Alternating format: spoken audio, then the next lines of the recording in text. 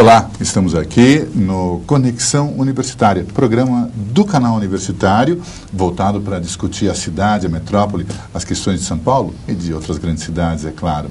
E hoje nós queremos falar um pouquinho com vocês da cultura dos shoppings, desse fenômeno urbano, urbanístico, mas que também tem outras conotações psicológicas, econômicas e que tem se tornado tão comum. Hoje em São Paulo se estima que hajam já 50 shoppings e vem mais por aí. Os nossos convidados para falar disso são o arquiteto Marcelo Ferraz, que trabalhou com Lina Bardi, tem a Brasil Arquitetura, que ele está à frente, um dos arquitetos mais conhecidos do país, e o professor de Economia da Pontifícia Universidade Católica de São Paulo, professor Ladislau Dolber, que tem discutido questões que se relacionam a planejamento, a administração, a economia global. Então, muito bem-vindos, muito obrigado por terem aceitado o nosso convite. E eu queria que vocês, inicialmente, colocassem a visão de cada um sobre como vocês veem essa invasão, se eu posso dizer assim, essa proliferação dos shoppings dentro do ambiente urbano de uma cidade como São Paulo, das grandes metrópoles, na verdade. O que vocês acham que isso significa, o que isso simboliza, como isso pode ser encarado? Professor? Olha, eu colocaria o fenômeno shopping center no fenômeno da desigualdade como pano de fundo, né? A gente cria ilhas de aparente prosperidade, de sentimento de pertencer à elite, onde se vendem produtos que são produzidos nos bons retiros e Paris da vida, a preços módicos e que adquirem um status importante por uma grife, né? Eu estive agora em Paris, na rua Rivoli, que era uma tradição de belíssimas casas francesas com produtos originais da França. Hoje são todos ocupados pelas mesmas linhas de porcaria que a gente encontra em qualquer shopping, né? Os grandes nomes, as chamadas grifes, né? É um fenômeno de elitização. Eu poria no mesmo nível que, por exemplo, eu estive agora em Manaus, né? A cidade está um caco completamente abandonada como cidade, mas criaram dois condomínios residenciais de grande luxo, onde mora a elite, e com isso pode-se deixar a cidade ao léu, assim, suja, sem serviços, porque a elite encontrou as suas ilhas, né? Então eu faria muito essa ponte entre o shopping center e essas diversas formas de elitização, né? Nós temos gente em São Paulo que pega o helicóptero para se deslocar para o litoral norte, enfim, no fim de semana, coisa do gênero. Então, você desgarra, né, a cidade e você rompe o sistema de convívio interno do conjunto. Você cria ilhas relativamente fechadas, né? A gente brinca sempre que por exemplo, o Alphaville é de gente chique, mas alguém tem que cortar a grama, tem que trazer o leite, essas coisas, né? Então, em torno de Alphaville tem um conjunto de residências, né, enfim, mais modestas. Eles mesmos se chamam de Alfavela, né? Com PH e 2 L's, naturalmente, né? Muito bom. Esse sistema, eu acho que é um sistema burro, que inclusive nos próprios Estados Unidos está se espraiando, na medida que os Estados Unidos estão regredindo para um sistema muito dividido entre ricos e pobres, né? Então formam-se essas ilhas, né? É também ligado à riqueza e pobreza pelo impacto em segurança que a desigualdade gera. Numa cidade, né, as mães estão tranquilas que os filhos ali estão no shopping, o que é uma coisa lamentável, mas enfim, está protegida, pelo menos, mesmo que esteja comprando bobagem. Então, eu teria como linha geral, digamos, da visão do que é o shopping, essa visão que isso se greva muito fortemente em cima da desigualdade, né? Tanto assim que tem muito menos presença isso, por exemplo, na Europa, né? E você, Marcelo, de um ponto de vista de arquitetura, de urbanismo, de cidade? Eu acho que os shoppings, quer dizer, vieram, e parece que vieram para ficar. Então, eles são, de certa maneira, a negação da cidade, a negação do espaço público de convivência, a negação da rua, a negação da praça. E como é que a gente faz? A gente tem que encará-los. Porque os shoppings também, eles são sucessores dos mercados, o mercado persa, o mercado árabe, né? Temos que pensar que sempre existiram esses edifícios grandes, né, onde se concentrava o comércio e o encontro das pessoas, quer dizer, isso é muito importante, que é o espaço de convivência. Os mercados são espaços de encontro por excelência. Eu, sempre que viajo, a primeira coisa que quero ver é o mercado, quero ver o que as pessoas comem, o que elas bebem, como elas conversam, o que vestem, quer dizer, os mercados ainda são os pontos altos.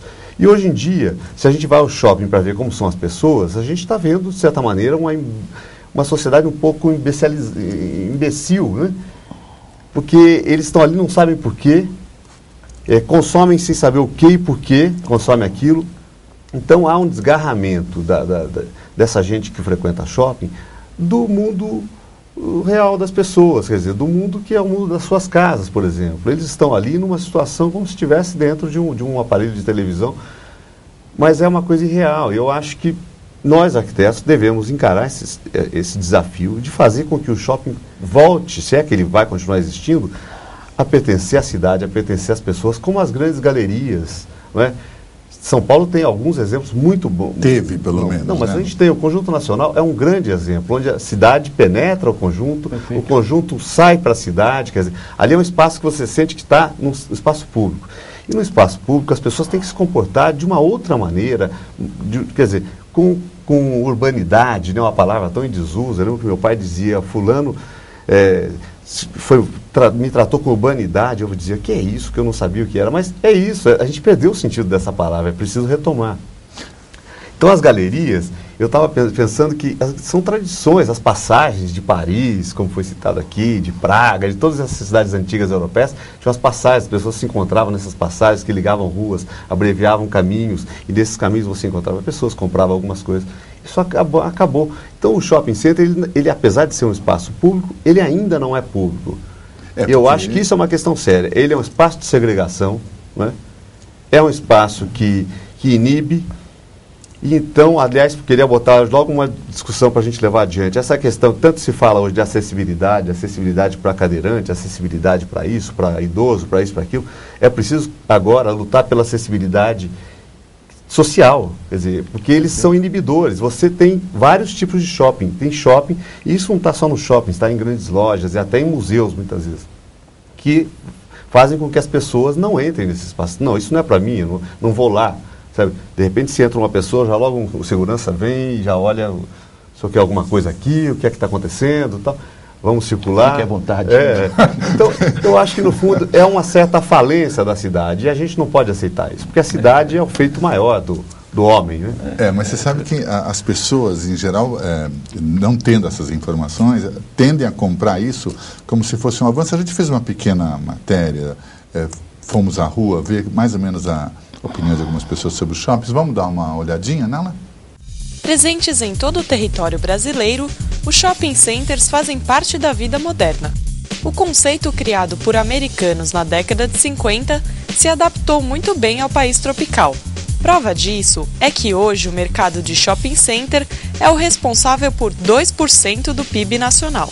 Hoje no Brasil, são 408 centros de compras que juntos empregam mais de 720 mil pessoas. Este segmento chegou ao Brasil em 1966, com a construção do primeiro shopping brasileiro, o Shopping Iguatemi, em São Paulo.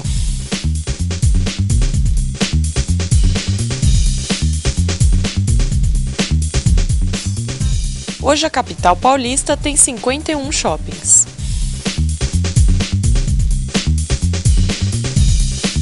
Você encontra tudo, se você está precisando de alguma coisa, alguma bolsa, primeiro que você pensa em shopping. Acho que o shopping é um lugar completo, é a nossa praia, a Praia do Paulista, né? Eu vou mais a shopping que minha mulher. Meu marido e meu filho me chamam de chopeira, porque eu venho bastante. Todo mundo passa grande parte aí dos finais de semana nos shoppings. Porque é onde eu posso sair com os meus amigos, é um lugar meio seguro. Eu não gosto daquela aglomeração, procurar vaga. Eu venho por obrigação. Você gasta e ainda tem que pagar estacionamento. É a última opção. Tenho 2 filhos e é um lugar onde eu me sinto mais segura com eles. Venho mais de 2 vezes por semana, porque meu banco é aqui, então eu faço outras coisas além de vir comprar. Mesmo despertando diversas opiniões, a importância desse setor é incontestável. Nos últimos anos, cresceu em torno de 28%. A quantidade de shoppings que nós hoje temos, 408, vamos terminar 2011 com 434. A concentração no estado de São Paulo é basicamente de 1/3 disso. Então é aqui que você tem a maior quantidade de shoppings. Ele nasceu nos Estados Unidos no mínimo 10 anos antes de ter chegado ao Brasil. E evidentemente que os primeiros empreendedores brasileiros seguiram o padrão americano. Pouco a pouco os empreendedores foram sentindo que nós tínhamos condição de criar o nosso próprio conceito. A preocupação do empreendedor geralmente é com a boa qualidade do shopping. Que a gente sabe, por exemplo, que no Brasil nos últimos 2 anos uma gama de aí cerca de 30 milhões de pessoas cresceram na escala econômica e social, tá certo? Essa gente veio para o mercado de consumo. Eu não vejo nenhum impacto negativo em shopping center. Todos eles já funcionam hoje com a preocupação de se tornarem sustentáveis. O shopping, onde ele se implanta, apesar do tamanho que geralmente ele tem, ele quer se tornar leve. Essa é a visão oficial mesmo, né? Quer dizer, que estava sendo apresentada, né? As justificativas oficiais, mas as questões que vocês tinham colocado antes já tinham me levantado algumas questões. Por exemplo, o senhor professor estava falando assim, há uma elitização. Mas como os shoppings estão crescendo da forma como a gente viu, há também um outro fenômeno, que é o seguinte, que é a imitação da elitização. Né? Ou seja, há shoppings que são shoppings de elite e há um modelo que é imposto, porque há uma coisa no shopping que é uma questão de colonização.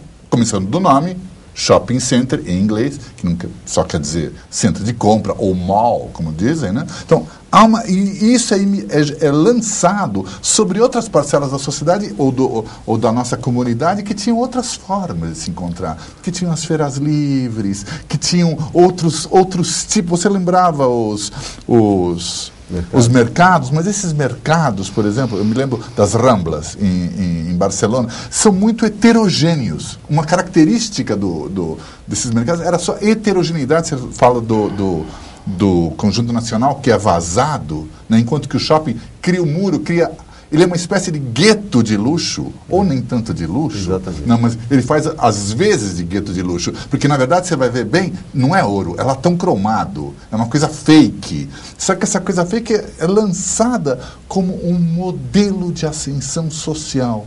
Isso mesmo nós tendo tido, digamos assim, alguns anos recentes em que tentava-se, ou ainda se tenta, não sei, criar um modelo mais brasileiro, mais nosso de desenvolvimento. Houve uma tentativa oficial nesse sentido. Mas, estranhamente, parece que a simbologia, a ideologia é essa, e ela é comprada por camadas que não são elites. Como é que é isso? Não, veja bem, a tendência, digamos, das camadas médias ou médias baixas de buscar a imitação das elites é bastante natural, né? Agora, a deformação se dá por vários mecanismos, né? Por exemplo, você não vai ter uma pessoa relativamente modesta que pega um empréstimo num banco, eu quero fazer uma loja de tal tipo e ir num shopping. Porque para ali você tem que ter muito dinheiro, você tem que pertencer a uma rede, você ter que ser uma marca, franquia, né? Franquia, todas essas coisas. Ou seja, é um sistema internacional que se implanta e que busca puxar o consumo para essa faixa, o que permite coisas absolutamente radicais, né? Quer dizer, eu vi a comparação, por exemplo, de que num cafezinho você tem 1 centavo de café em termos de custo grão, você vai pagar num shopping R$6, você vai pagar no aeroporto de Congonhas, que é mais chique, né? Você vai pagar muito mais. Você tem lugares onde você está pagando R$15 um cafezinho, mas você está tomando um cafezinho, entende? Você está pagando 15... numa grife. Então, quando você vê, você gera um valor agregado sem precisar produzir o produto, certo? É um fantasma. Eu encontrei uma pessoa, estava toda feliz, comprou uma camiseta do Santos por R$90, né? Bom, passe aí que seja do Santos, mas enfim, eu disse para ele, um amigo, R$90, né? Isso você sabe que isso está sendo vendido no Bom Retiro aí a 5, né? E o custo de produção está entre R$3 e R$4, né? Ele disse, mas é original. Eu olhei para ele, o original é a sua mentalidade. Ou seja, você consegue vender a coisa 10 vezes o preço, certo? Sendo que as grandes empresas comerciais, né, ou produtoras, né, elas vendem nome, elas vendem etiqueta, vendem a grife, porque compram, tudo é feito em Taiwan, na Indonésia, feito pelas mocinhas pagas a 20 centavos a hora, e coisa do gênero, né? Então, você tem um mais a ganhar pela aura criada, né? Agora, tem um efeito inverso que está muito ligado ao que o Marcelo estava dizendo, que é a desarticulação urbana que você gera, né? Para dar um exemplo, você tem Cité des Arts na Serra, em Grenoble, é um bairro, né? Não foi planejado por incorporadoras e empreiteiros interessados em maximizar o valor obtido, e sim por futuros moradores, né? Então você tem os edifícios e você não tem cercas e divisões entre os edifícios. Com isso permite que naquele espaço haja um campo de futebol, uma piscina, um diabo. A piscina divide entre muitos moradores. A manutenção fica ridícula, né? E o interessante é o seguinte, que eles disseram, mas nós queremos o comércio aqui. Eu não quero pegar o carro para ir no shopping para resolver o problema comercial. Então, eles estudaram o que é o espaço a pé do nosso cotidiano. Você tem que ter acesso à padaria, à farmácia, à tinturaria, onde deixar as crianças, enfim, um conjunto de elementos do nosso cotidiano, certo? Abriram nos diversos andares dos prédios, consultório médico, veterinário, por que não pode ser no apartamento? Misto, claro. Né? Sem falar que a economia está evoluindo para a sociedade do conhecimento, certo? Não precisa mais máquinas e fábricas e barulho e coisas do gênero. Muitas coisas são serviços, está online, coisa assim, pode ser feita em... Então, é interessante, quer dizer, numa cidade que estava se desenvolvendo na lógica das empreiteiras e dos interesses imobiliários, que, enfim, ao cabo, reproduzem esse modelo, mas que foi reapropriado pela comunidade em torno aos seus interesses, né? Agora, isso é Grenoble, né?